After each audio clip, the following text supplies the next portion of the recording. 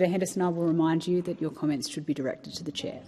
Chair, I was doing so. I was making the point that Senator Walsh is laughing, and this is no laughing matter. This is no laughing matter because the proposal to tax the spare bedroom to solve the housing crisis in this country was not ruled out today by this government. Now, we have today put to the government that if they oppose this scheme, this crazy idea, which was one of the many controversial tax plans floated by industry leaders and economists during last week's economic reform roundtable, if this is such a crazy idea, then why hasn't the government ruled this out? It is a matter of urgency because the radical proposal to tax spare bedrooms in family homes in a bid to fix the housing crisis has sparked widespread outrage across this country. And today there was an opportunity, and Senator Walsh is over there laughing, thinking it's a laughing matter. Senator Walsh, this is no laughing matter. Order, Senator Henderson. Senator Ciccone. Thank you, Chair. I was just about to raise the very point of order that you're addressing now, but comments should be directed through the chair, not directly at senators across the aisle. You are reading my mind, Senator Ciccone. Senator Henderson, I will remind you that your comments should be directed to the chair. Chair, I was doing so. I was making the point that Senator Walsh is laughing, and this is no laughing matter. This is no laughing matter because the proposal to tax the spare bedroom to solve the housing crisis in this country was not ruled out today by this government. Now, we have today put to the government that if they oppose this scheme, this crazy idea, which was one of the many controversial tax plans floated by industry leaders and economists during last week's economic reform roundtable, if this is such a crazy idea, then why hasn't the government ruled this out? We know that this government is coming after the money of Australians. Labor promised cheaper power, more homes, free visits to the doctor and lower taxes. Instead, we see bills going up, housing targets missed, out-of-pocket costs are skyrocketing, new taxes are on the table. This is the cost of labour: higher living costs, weaker growth and declining living standards and productivity. Why do you think we had the productivity roundtable? This was simply cover for this hopeless, incompetent government, which for 3 years has told Australians that everything is fine. Now, after the election, we hear the cries for reform, that everything is not going so well, and now it seems that everything is on the table, courtesy of the government's roundtable. And I do note with concern that Senator Hodgins-May's contribution, where she raised serious concerns about the Victorian Labor government's incapacity to invest in sufficient social housing. But something else is happening in Victoria, and that is a tax on the primary place of residence for anyone running significant business activity. So Labor is because land tax thresholds have now dramatically reduced. Labor is now charging Victorians with home-based businesses land tax on their own home if they make just $30,000 using a portion of their own home to do so. This affects start-ups, side hustles, freelancers, hairdressers, PTs, physios with home studios, Airbnb hosts, online businesses, allied health workers. Labor is coming after your home if you are a Victorian and you run a small business in Victoria. What an absolute disgrace. This has caused huge controversy in my home state. So we are already seeing what this government is capable of, what Labor is capable of, what they are doing in Victoria. They are going after people's homes. And so if this is such an abhorrent idea, I say, Acting Deputy President, why has the government failed to rule out this proposal here today? I mean, of course, we've got the Prime Minister at odds with the Treasurer. The Prime Minister has insisted the government will not implement any new taxes before the next election, which is due in May 2028. So he's just sitting on his hands. The Treasurer, Mr Chalmers, has a very different view. He will not rule out introducing new taxes in the next budget, declaring it remains to be seen. So now, of course, off the back of a study which showed that just over 60% of houses are lived in by one or two people, with more than three-quarters of properties with 3 bedrooms or more, the Labor Party is now opening the gates to the discussion about a spare bedroom tax. Labor has form in coming after your own home. They are doing it in Victoria for anyone trying to run a small business in their own home. And now they are failing to rule out a spare bedroom tax here in this chamber. Mate, you ever watch Parliament and think, this can't be real, surely someone's taking the piss? Because that's exactly the vibe that rippled through Canberra when Senator Sarah Henderson stood up and went absolutely ballistic over what might just be one of the strangest tax ideas ever whispered in Aussie politics, the so-called spare bedroom tax. Yeah, you heard that right. A tax for having a bloody spare room. The kind of thing you'd expect from a dystopian comedy sketch, not serious policy debate. But there she was, Henderson in full flight, tearing into the Albanese government like a mum who just found out someone's been nicking her Tupperware. Before we pack up this spare bedroom circus, where Henderson tortures Labor, Albo dodges the heat, and the Treasurer plays the world's longest maybe, smash that like button like you're taxing Canberra for every bad idea. Subscribe if you're over governments treating Aussies' homes like revenue streams. And grab the Who Voted for This shirt, links in the description. It kicked off like any other parliamentary day, polite greetings, procedural waffle, a few sideways smirks from senators who've clearly mastered the art of pretending to listen. Then Henderson rose, eyes blazing, papers in hand, and dropped the hammer. This, she thundered, is no laughing matter.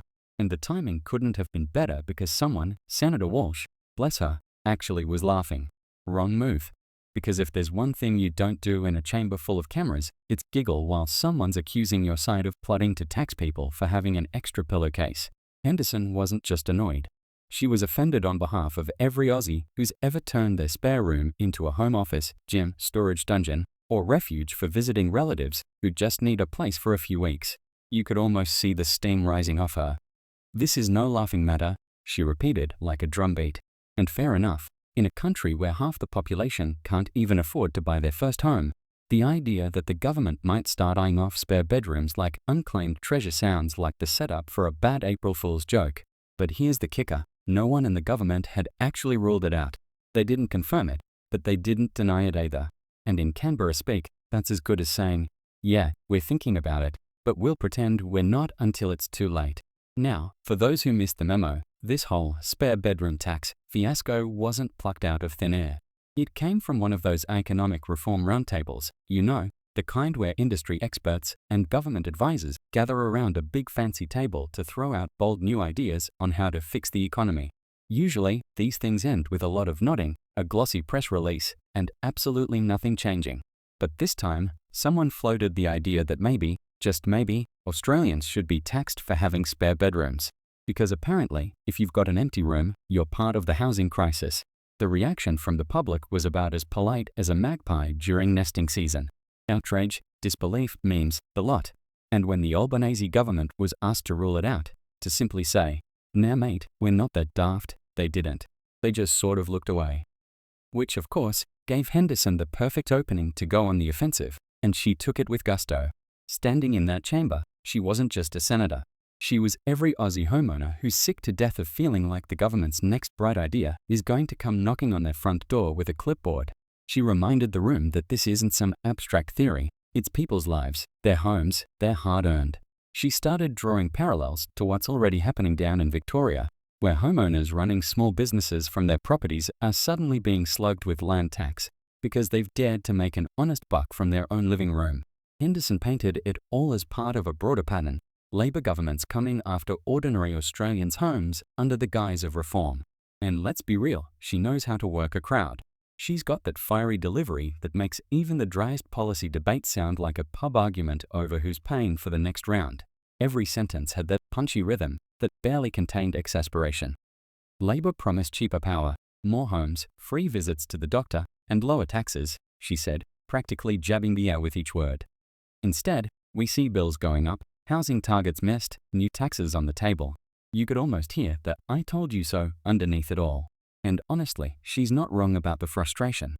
Aussies are over it.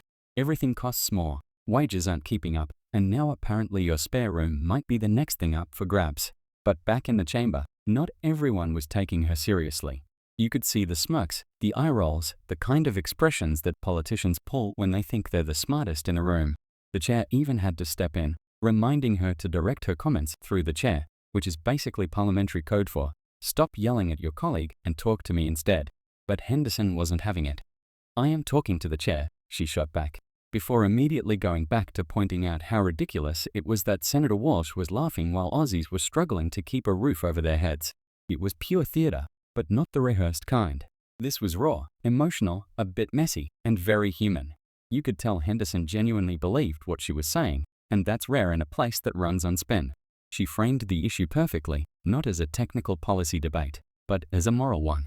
How out of touch does a government have to be to even entertain the idea of taxing people for having a spare bedroom? What's next? A fridge tax if you've got too much food? A backyard levy for wasting valuable space that could be used for micro-apartments? And that's exactly the point Henderson hammered home. Labor can't be trusted to leave people's homes alone. She pointed to Victoria as proof, where the state government lowered land tax thresholds so far that even small-time entrepreneurs are getting hit. Hairdressers, PTs, freelance designers, small online store owners, anyone making around 30 grand from home is now technically running a business property, which means, surprise, land tax. It's not just hitting the rich, it's hitting the middle class, the hustlers, the people trying to get ahead. The same people Labor always swears they're here to protect. She called it a disgrace, and you could feel that word echo through the chamber, because to her, this wasn't just a bad policy idea.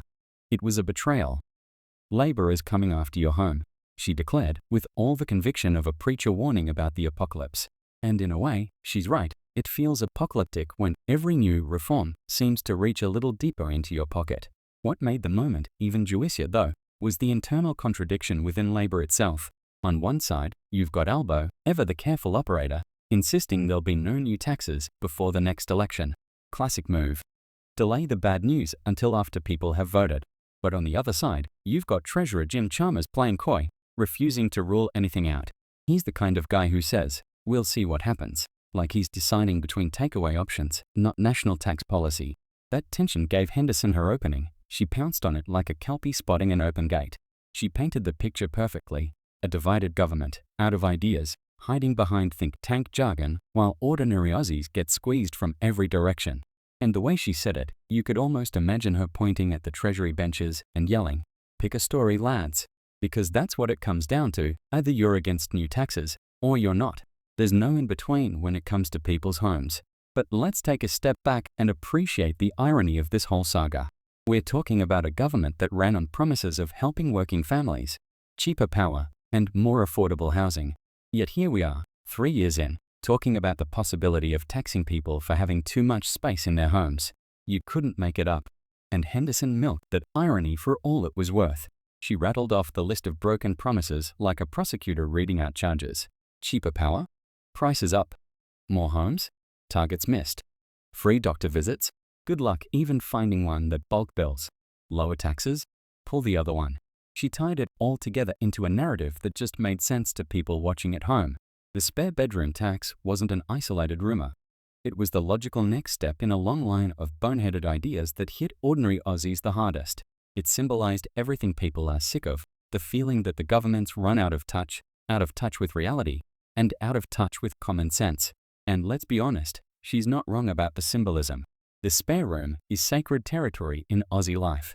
It's where the in-laws stay, where your mate crashes after a few too many at the pub, where you keep the exercise bike that's now just a glorified clothes rack. It's the home office you swear you'll finish setting up one day. It's not an asset, it's just life. And the idea of being punished for it feels like being fined for breathing too efficiently. That's what made Henderson's speech so effective. It cut through the political noise and hit people right where it matters, their homes. Of course, the government defenders tried to play it down. They said, "It's just an idea, nothing official." But that's the problem. It's always just an idea until it's policy. And Henderson called that out too. She said, if it's such a crazy idea, why won't you rule it out? Why not give Australians the peace of mind that their spare bedrooms aren't about to become taxable real estate? The silence that followed was deafening. Because deep down, everyone knows how this game works. Governments don't float ideas like this unless they're testing the waters. See how people react, and if the outrage dies down, maybe it sneaks into the next budget. It's classic political soft launching, only this time, the product is your spare room. And the visuals of the exchange were priceless. Henderson standing tall, her voice sharp and deliberate, while the Labour benches fidgeted, smirked, and whispered. It was a scene straight out of political theatre. You could almost add a laugh track, but beneath the drama, there was a serious undertone. This wasn't just partisan point scoring. It was about principle. Because if the government won't say no to something as absurd as a bedroom tax, what will they say no to? Then she brought Victoria back into the picture again, just to twist the knife a little. She painted a grim picture of what's already happening there, hard-working people being punished for trying to make ends meet. Labor is now charging Victorians with home-based businesses land tax on their own home, she said, practically spitting the words. If they make just $30,000 using a portion of their own home to do so. The examples she listed were relatable: hairdressers, PTs, online sellers, physios, everyday people. Not billionaires or corporations, just folks trying to get by. And that's what made the message resonate. It wasn't abstract policy talk, it was real-world impact. She turned it into a warning: what's happening in Victoria today could happen nationally tomorrow, because that's how bad ideas spread in politics. One government tests the waters, another takes notes, and before you know it, everyone's paying an air tax for existing too comfortably. Henderson's speech was, in essence, a siren call. She wasn't just slamming Labor. She was sounding the alarm for everyone who values their home, their privacy, their right to live without being nickel and dimed to death. And she wrapped it all up with that one rhetorical question that hung in the air like smoke. If this is such a bad idea, why hasn't the government ruled it out? It's the kind of question politicians hate because it forces them to choose between honesty and spin. And judging by the awkward silence, we all know which one they went with. Now, watching it all unfold, you couldn't help but think, this is peak Aussie politics. Theatrics, contradictions, and a senator who's not afraid to call it like she sees it. Henderson wasn't subtle. She didn't need to be. She was channeling the frustration that's been simmering across the country for months. The cost of living crisis, housing shortages, skyrocketing rents, people are fed up. And when they hear whispers about being taxed for having a spare room, it feels like the final insult. There's something almost Shakespearean about the whole scene. The laughter from one side, the righteous fury from the other, the chair desperately trying to keep order. You could turn it into a stage play and it'd sell out in seconds. Because beyond the politics, it's pure human drama, pride, outrage, hypocrisy, and a dash of absurdity. The kind of stuff Aussie politics does best. But here's what really cements Henderson's performance as a standout. She understood the story. In politics, it's not the details that stick, it's the story. And she told it perfectly. The story of a government that's lost touch, of ordinary Aussies being squeezed, of homes under threat. Whether or not the spare bedroom tax ever sees the light of day almost doesn't matter anymore, because in the public mind, the damage is done. The phrase itself has become political shorthand for overreach, for tone-deaf policy, for a government that can't read the room. And speaking of rooms, let's talk about the imagery she evoked. The spare bedroom, the symbol of stability, of middle-class aspiration, of everything Australians work for. It's not luxury, it's comfort. And the idea that this might become taxable space turned that comfort into vulnerability. It hit people emotionally. And in politics, emotion trumps everything. By the time she finished, you could feel that the chamber wasn't laughing anymore. Even those who disagreed with her had to respect the delivery. Because she wasn't just throwing mud. She was articulating what so many people were already thinking. There's only so long you can push Australians before they start pushing back, and taxing spare bedrooms, even hypothetically, crosses that invisible line between government and personal space. And that's the real takeaway here. Henderson tapped into a broader sentiment, the creeping feeling that the government's reach is growing too long. That every inch of your life, from your income to your energy use to your spare room, is being measured, valued, and monetized. and she put that unease into words in a way that cut through all the noise. That's what made the speech go viral. Not just the spectacle, but the substance underneath it. Now, of course, her critics will say she was exaggerating, grandstanding, making a mountain out of a molehill. And maybe she was. That's politics. But even if the spare bedroom tax never becomes reality, the fact that it was even discussed tells you everything you need to know about where the national conversation's at. We've reached a point where the unthinkable is being floated at economic forums like it's some genius innovation. That's not progress, that's desperation. And watching it all unfold, you can't help but feel a weird mix of amusement and dread. Amusement, because the idea itself is so absurd it borders on satire. Dread, because deep down, you know that if they can think it, they can try it. That's why Henderson's fury resonated. It wasn't just political theatre, it was catharsis. She said what so many Aussies would love to say if they were in that chamber: leave our bloody homes alone. So, as the dust settled, as the cameras switched off and senators shuffled out for their next latte, one thing was clear: the spare bedroom debate wasn't just a passing headline. It was a glimpse into the mindset of modern politics, where every square inch of your life can become a policy battleground. And it reminded everyone watching that sometimes the loudest voice in the room isn't the one with the fancy data or economic models. It's the one that calls out the absurdity and says, in plain Aussie English, "This is rubbish." And that's exactly what Sarah Henderson did. Whether you love her or hate her, you can't deny she made her point. Loudly, clearly, and with enough sass to make half the chamber squirm in their seats. She turned a vague policy discussion into a national talking point. And in a political landscape where so much gets buried under jargon and bureaucracy, that's no small feat. So here we are, a country now debating the ethics of spare bedrooms. Only in Australia, right? The land where we'll fight to the death over barbecues, beach access, and now, apparently, bedroom counts. But jokes aside, Henderson's outburst wasn't just about tax. It was about a bigger idea, the line between fair contribution and government overreach. And she made damn sure everyone knew where she stood on that line. By the time she sat down, papers slightly askew, the message was loud and clear. Touch the spare rooms, and you'll have a fight on your hands. Because Aussies might put up with rising prices, dodgy internet, and politicians talking out both sides of their mouth. But you start poking around in people's homes, and that's when the gloves come off. So maybe, just maybe, the government got the message. Or maybe they'll consider it further behind closed doors, pretending it's all part of some big picture reform. But whatever happens next, one thing's for sure, that speech will be remembered. Not because it changed policy overnight, but because it reminded Australians that sometimes the most ridiculous ideas need to be called out, loudly, before they quietly become reality. And that, mate, is the story of the great spare bedroom debacle, a perfect snapshot of Aussie politics in 2025. A mix of theatre, tension, and a good old-fashioned serve from a senator who wasn't afraid to say what everyone else was thinking. Because at the end of the day, that's what we want from our leaders, someone willing to stand up, call a spade, and remind the government that not everything in this country is for sale. Not our privacy, not our homes, and definitely not our bloody spare rooms. Smash that like button if you enjoyed watching the government try to explain its way out of a burning paper trail. Subscribe if you reckon accountability shouldn't be a rare event. And as always, keep your eyes open, your beers cold, and your politicians on a short leash. Because if we don't hold them accountable, no one will. And hey, grab the "Who Voted for This" shirt, links in the description.